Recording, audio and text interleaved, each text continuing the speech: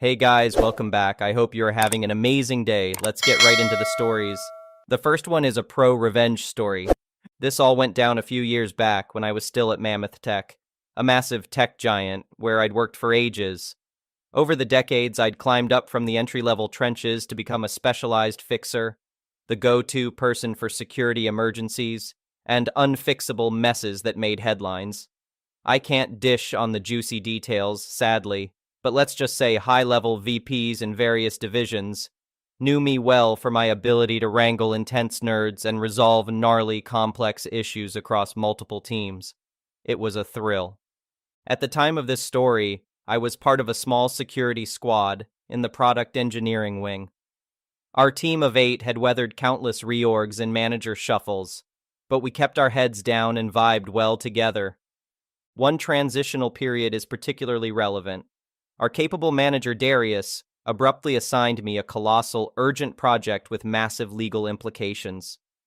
The senior VP wanted it done within 4 to 6 weeks, and it involved coordinating 6 different divisions, some with, challenging personalities. Oh, and Darius was going on vacation for 3 weeks, leaving me to figure out this unprecedented, high-stakes endeavor that would make international waves. No pressure. Despite the chaos, I nailed it. I assembled the cross-divisional team, mapped out the entire plan on a whiteboard, that took days, and got everyone aligned before the deadline. After presenting the strategy to the XX and legal team, assuring them I had it handled, we executed flawlessly and ahead of schedule. Boom. Months later, our solid manager split, and in came Anton, a clueless outsider with zero security or emergency response experience. He was the quintessential inept middle manager, self-important, dismissive, cared more about appearances than substance, and micromanaged things he didn't grasp, making everything exponentially worse. One of Anton's absurd quirks? He didn't want us correcting each other in front of others, even when plans changed constantly, as they do in product dev. We'd leave meetings with inaccurate info that derailed schedules and resources. Madness. Soon after his arrival, Anton grew openly hostile toward me, and only me.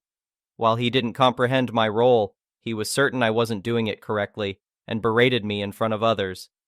My bemused colleagues asked what was going on. I had no clue either. Here's the thing. I was the sole woman on the team and had a disability.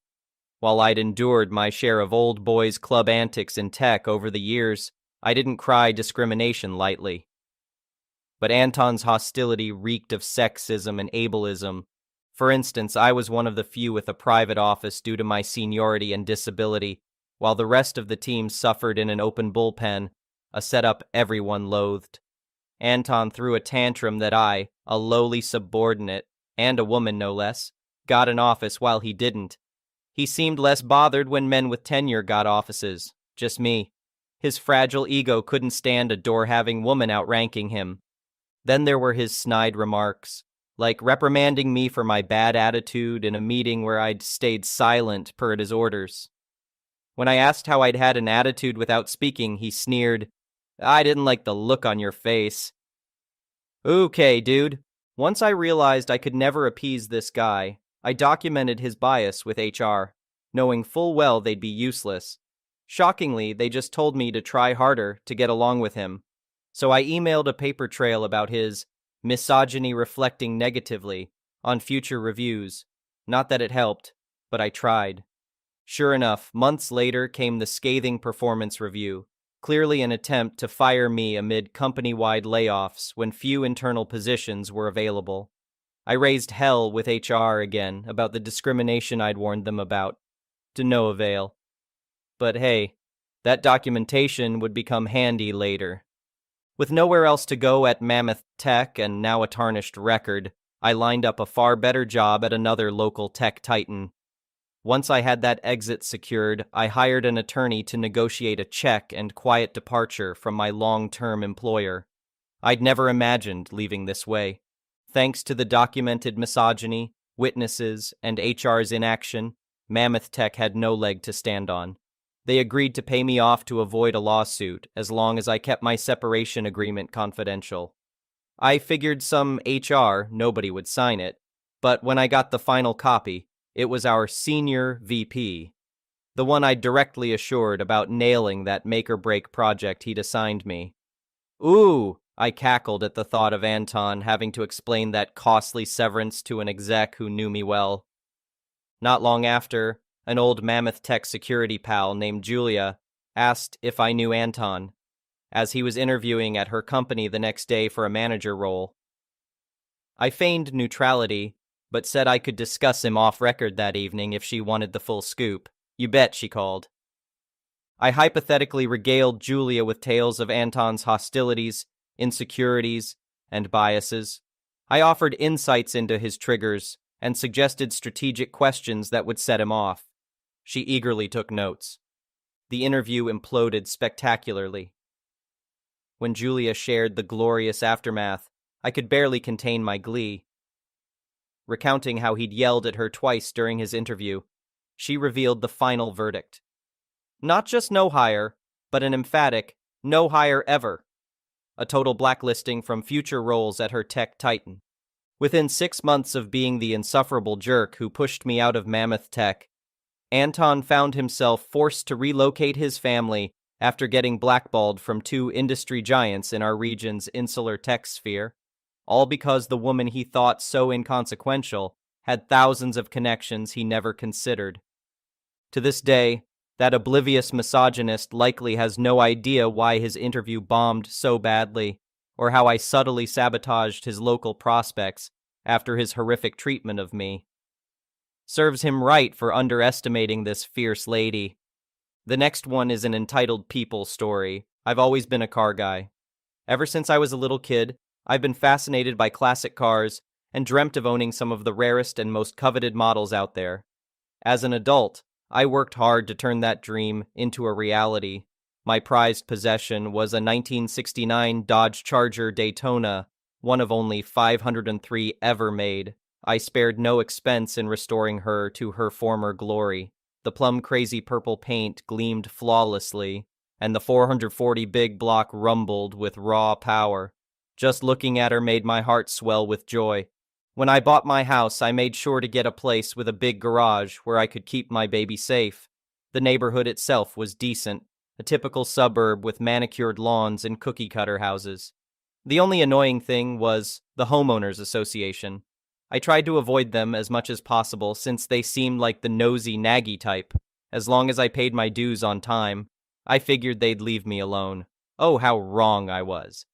It started with notices taped to my door about my grass being half an inch too tall, or my trash cans being visible from the street on non-collection days. Then came the phone calls complaining about the noise and exhaust fumes from my Dodge. I explained that I only drove her on weekends and kept her tucked away in my garage, but they didn't care.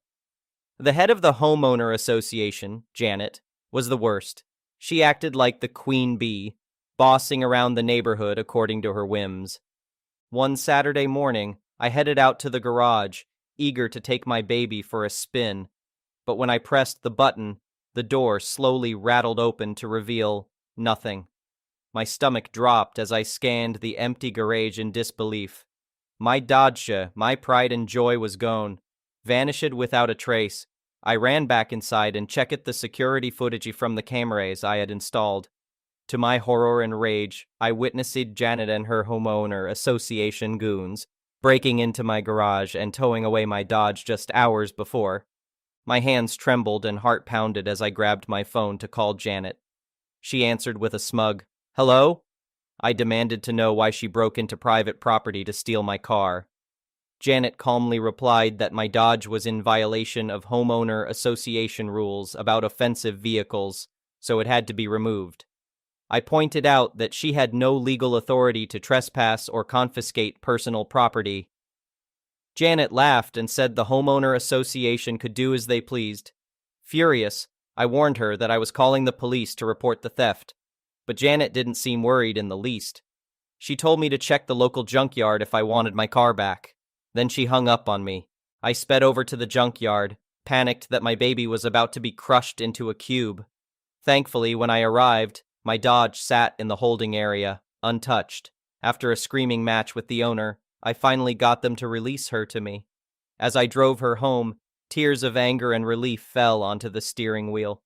I had almost lost her due to that deranged homeowner association Karen. Well, Janet had messed with the wrong guy. I wasted no time contacting my lawyer to sue her and the entire homeowner association board for illegally trespassing on my property and having my car towed without cause. I provided the video evidence and statements from others in the neighborhood who were also fed up with the homeowner association's harassment. It was a solid case, and the judge agreed. Janet was ordered to pay a huge sum in punitive damages, and the homeowner association board members were prohibited from serving again. As an extra get lost from the judge, they even revoked the homeowner association charter, dissolving it for good. When the verdict came down, I looked over and saw Janet's smugness had melted away. She knew she was ruined, both financially and socially, by her own sense of entitlement. The once mighty homeowner association Queen Bee had been dethroned and defeated. These days, the neighborhood is peaceful without the homeowner association's tyranny. I still have my baby right where she belongs, snug in my garage. I even bought another classic muscle car to keep her company. As for Janet, rumor has it she had to sell her house and move away in shame. Every time I see my two beauties gleaming in the sun, I can't help but smile, knowing that justice was served in the end.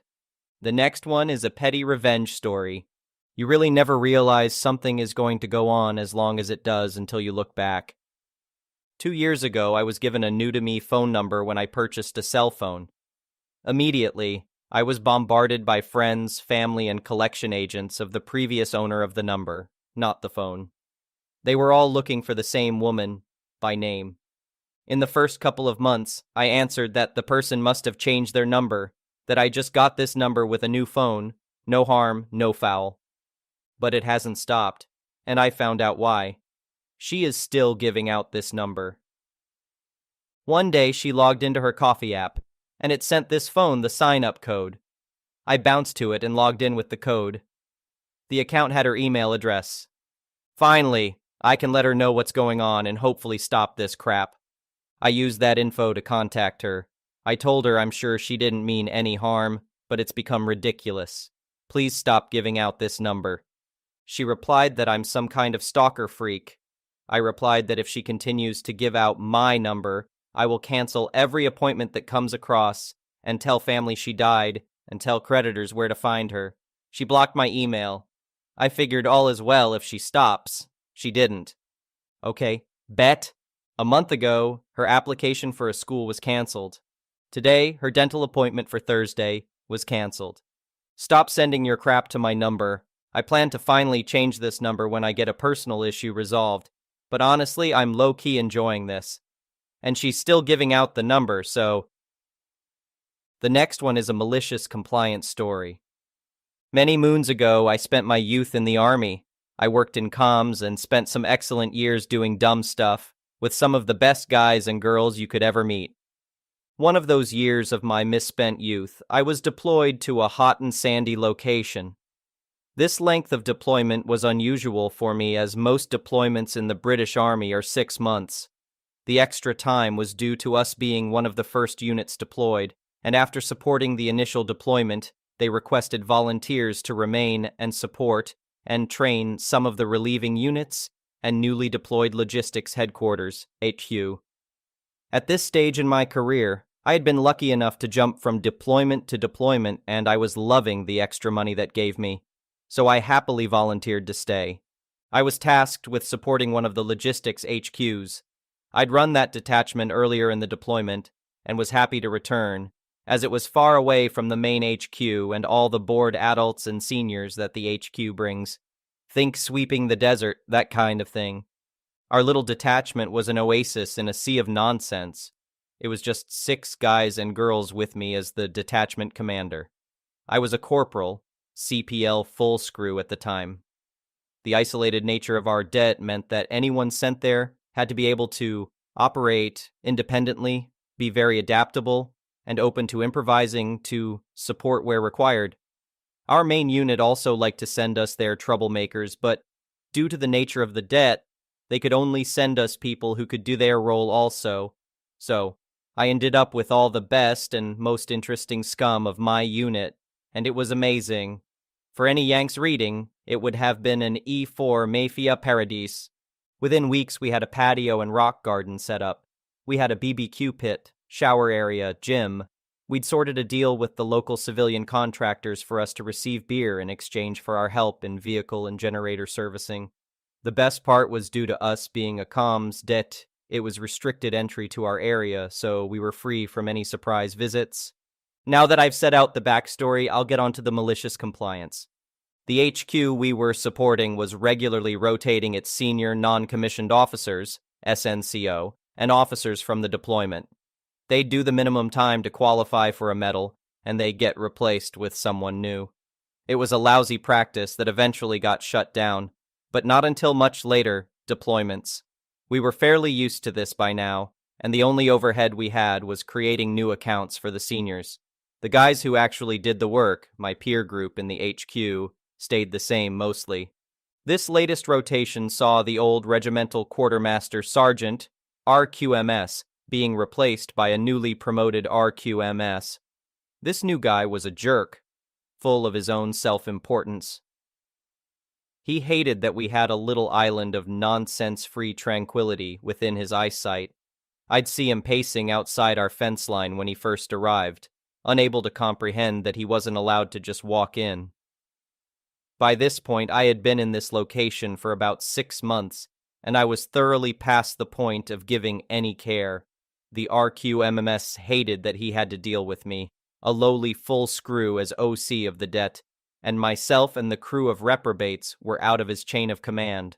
One day, he absolutely lost his mind because we were BBQing half a goat and had invited a few of his guys to join us after work for some beers and delicious goat wraps. By this stage, we'd used Hessian to fence off our BBQ and bar area so that we could obscure it from prying eyes. He went off to get some of his unit's regimental police, RPs. These are not real military police, just jobs worse with no real job in a unit, to come and shut us down. I told them to jog on. They weren't getting in my det, and I don't care who sent them. Apparently, the next day, he was apoplectic. The guys who worked with him warned us he was determined to bring my det to heel. His solution was removing our welfare package that we were issued through his department as a favor from his guys for some services that we were providing. It consisted of a small fridge, TV, and British Forces Broadcasting Service TV decoder, BFBS box. The conversation went roughly as follows. RQMS, Corporal Tosspot. It appears that there has been a paperwork error, and you have been given one of my welfare packages by mistake. Me. Okay, sir. I'd be happy to fill that in. Shall I drop by your office? RQMS. You can drop by my office and bring the package, but you won't be filling in any paperwork, Corporal. You may have wrangled the last RQ, but as far as I'm concerned, you lot can do one if you think you're getting that welfare package back off me. And if there's anything else that I find that isn't 100% correct, paperwork-wise, then I'll be shutting that right down. You may not be mine, and I may not be able to enter your little compound, but I'm going to have you, son. Every resupply demand, every transport request, better be completed correctly. I'm going to make your lives hell with paperwork and admin. Cue malicious compliance. Me. I'm sorry to hear that, sir. I'm sorry you feel the service that we provide isn't good enough. The old RQMS was very happy with the services that he was getting from us, and he sent over the spare welfare package as a thank you. Are you sure that it's paperwork that's the issue here? Are you not happy with phones and the internet? RQMS. Corporal, I have no complaints regarding the comms. You just need to complete the correct paperwork and have it authorized by me. At this point, it is clear that he is never going to authorize the return of the welfare package and is very smug about it. Me? Okay, sir. You're of course correct. Paperwork is essential. RQMS. Are you giving me attitude, Corporal? Me. Not at all, sir. Just agreeing with you. To be clear, you are happy with everything else we provide to the HQ. You just want me to complete the correct paperwork? RQMS. That's correct, Corporal. Me. No problem, sir. Happy to oblige. I delivered the welfare package back to his stores. His guys were very apologetic. I told them not to worry. You see, the welfare package was a thank you for all the extra phone lines and terminals that we'd provided for the previous RQMSs. These expanded his and his unit's working capacity. Most importantly, I had run phone lines to the sleeping areas so that him and his lads could call home without using their limited welfare phone cards. I'd also laid some precious unfiltered internet lines, too. Internet to deployed units is very rare, and unfiltered internet is almost unheard of for British units. What I was providing was immense value to lonely squatties, and it was also without paperwork. When I got back to my debt, I flicked a couple of switches, turning off all the paperworkless connections. I waited for the inevitable. It didn't take long. The first visitor was one of the privates letting us know that he'd been cut off mid-call back home. I apologized and explained what was going on with the RQMS. He understood, not happy about it, but understood. He went off muttering about throbbers who can't leave well enough alone. The next was one of the RQMS's full screws, who I have a lot of time for. She came round and asked what was going on with the comms. She was in the office when I had the conversation with the RQMS earlier. We had a bit of chat about what a belter he is, and then she asked what was going on. I explained that as per the RQMS's request, we are following his example and doing things by the book, and I've turned off all services without the correct paperwork. She looked at me knowingly. So, what does that mean? She asked. I explained that the only services that I had been ordered to provide were for the HQ. The rest would have to request them through me and be approved by Division HQ as per orders. I handed her a copy of the request forms to be completed in triplicate, as I didn't have a photocopier and they couldn't send me it by email, as I'd just turned their kid off. She had a bit of a chuckle, and went off back to her boss, paperwork in hand. You see, the only orders I had were for the 6 lines and terminal in the HQ. The 30-odd lines I'd laid extra were essentially me being a good bloke and supporting the mission and departments as they grew around the HQ. It was initiative and adaptability on my part. These were all now off, and I had a steady stream of visitors throughout the day wanting to know what was going on. I directed them all to the RQMS, who had the request forms. My last visitor was the operations captain. He was a top bloke. A late entry, LE, officer, had gone through the ranks from private to regimental sergeant major, RSM, and was now commissioned as an officer, who had spent more than a few nights in our compound with a beer and talking crap with us. He was one of the very first recipients of a private line and internet. He asked me what was going on. He'd been round the houses, so he knew there were shenanigans afoot. I told him the situation. His face dropped. "Leave it with me," is all that he said, and off he went. 30 means later, the RQMS was back at the entrance to my compound with the welfare package. The ops captain was with him, looming over him as only a RSM, or former RSM in this case, can. Me. "Hello, sir. How can I help?" RQMS. Very sheepishly. "Hello, Corporal. There seems to have been an error and we've found your paperwork for the welfare package. So I'm returning it, with my apologies." Me. "No need to apologize, sir. Easy mistake to make." RQMS. "So are we good?" Me. "And the other paperwork moving forward?" RQMS. "There's no need for all that," looking over his shoulder at the ops captain. "We are, after all, on the same team." Me. "We are indeed, sir." I look over my shoulder and give one of my guys a nod. "I think you'll find everything is now back to as it was." RQMS. "Excellent. Thank you very much, Corporal." And off he went. The ops captain stared daggers at him as he left. He just gave me a nod and confirmed that drinks were still on for the next day and toddled off back to his pit. I was never bothered by the RQMS again. Thank you for watching. I would really appreciate it if you could like the video and subscribe to our channel if you haven't already.